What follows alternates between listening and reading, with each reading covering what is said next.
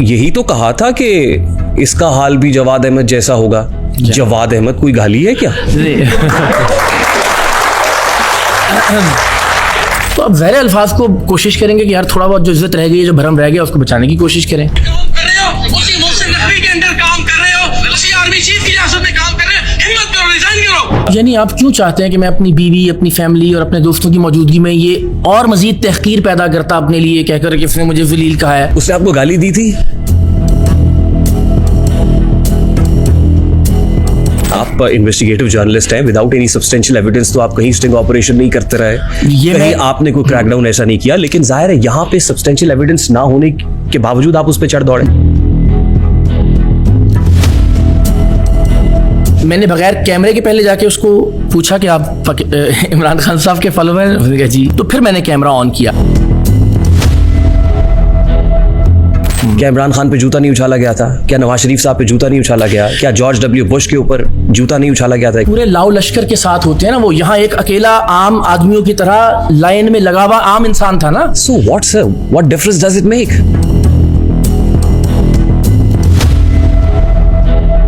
मैं इसलिए कह रहा हूं कि आप तो डेवलप्ड कंट्रीज की मिसालें देते हैं, ये काम आप यूके में कर सकते थे।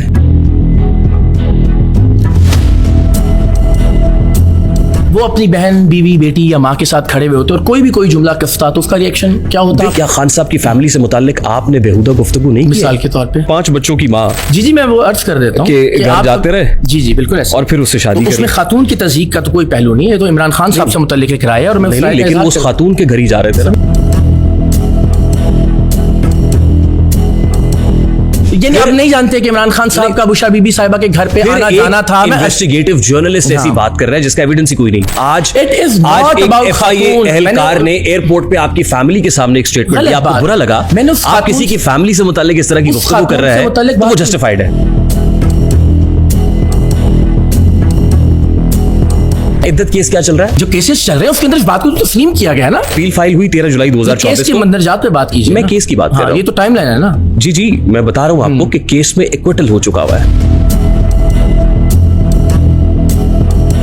अब आपके इस रिएक्शन पर पब्लिक क्या कह रही है वो भी मैं आपके सामने पढ़ के सुना दूं। बिल्कुल। ये समझ रहा है कि अभी भी अपना प्रोग्राम कर रहा है, फिर कहते हैं इकरार साहब आपसे ना हो पाएगा।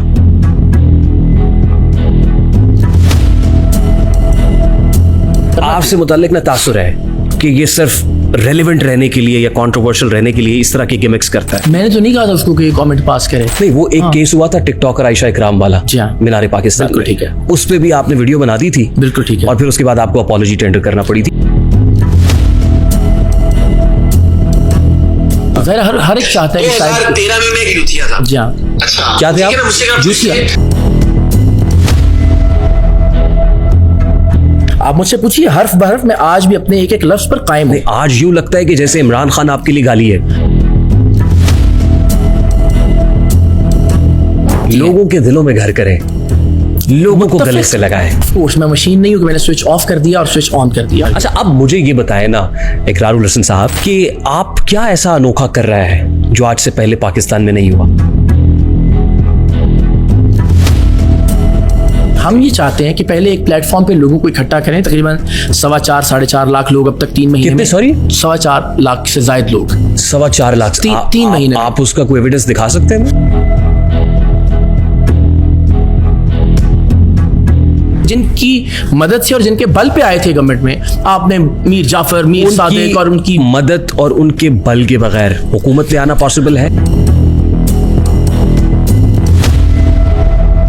बहुत ही सादा सी बात है। आप जो बातें आज कर रहे हैं, कल तो आप ये कहेंगे कि मेरी जिम्मेदारी है ही कोई नहीं, मैंने तो तहरीक चलाई थी, मैंने कौन सा कहा था मुझे को ओहदा दो, ये मैंने कौन सा वजीर आजम बनना था। कल आपकी अकाउंटेबिलिटी कैसे होगी?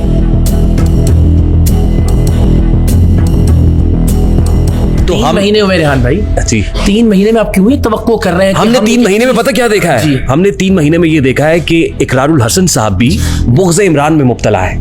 आपने जजेस के ट्रांसफर पे को ट्वीट की? बिल्कुल ठीक है। आपने की को ट्वीट? नहीं की। मैं गुजारिश ये कर रहा हूँ कि आपने इन सारे प्रॉब्लम्स को जिस तरीके से सॉल्व करना है, हम उस सोल्यूशन पे ज्यादा बात करें। आपका प्रॉब्लम आज इमरान खान है, मेरा प्रॉब्लम जजेस ट्रांसफर है। मेरा प्रॉब्लम वो माइंडसेट है। आपका प्रॉब्लम वो माइंडसेट है, मेरा प्रॉब्लम रूल ऑफ लॉ है।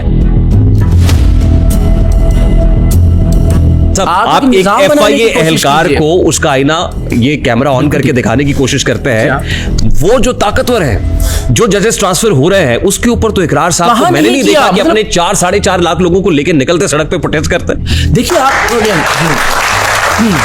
जो आप कह रहे हैं कि सोशल मीडिया के ऊपर इमरान खान की फॉलोइंग ज़्यादा है, जिसकी वजह से मैं ये समझता हूँ कि इमरान खान की फॉलोइंग ज़्यादा है, ना कि सोशल मीडिया की। इस तरह पाकिस्तान के अंदर कुछ जमातें ऐसी वजूद में आई जो किसी के इशारे पे जो है वो बनाई गई, और जब उनका मकसद ख़त्म हो गया तो वो जमातें भी कुछ अरसे बाद मंजर आम से ख़त्म हो गई।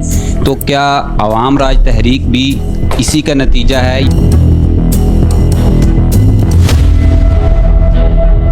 आपने कहा था कि मैं दलील वाली बात पे नहीं जाना चाहता। नहीं, मैं गाली के लिए बात जो उससे पहले कहा था उस पर नहीं जाना चाहता। तो आपको तो खुश होना चाहिए, क्योंकि उसने तो उस बंदे से मुखातब नहीं, किया जो नहीं। बहुत अच्छा है आपकी नजर में, जो बहुत अच्छा है। जवाद अहमद साहब का क्लिप जवाद- मैंने देखा, वो उठे, वो कहते सोशल मीडिया ओपन किया, मैंने देखा मीनू को गाला पै रही है। आपकी पार्टी आने वाले वक्त में स्ट्रांग हो जाती है और आप कह रहे हैं मैंने कोई ओहदा भी नहीं लेना, क्या आप हम लोगों को पीछे लगा के कहीं बेच तो नहीं देंगे? किसी चोर के आगे किसी को आप सदर बना दें चोर को। आप ये बताएं कि जो अरशद शरीफ को आप इंसाफ नहीं दिला सके, सहाफी रहकर आज आप सियासत में आकर क्या कर लेंगे? काशिफ अब्बासी काशिफ और फिर है। अब्बासी जैसे उन्हें ये सवाल बड़ा इंपॉर्टेंट है सर।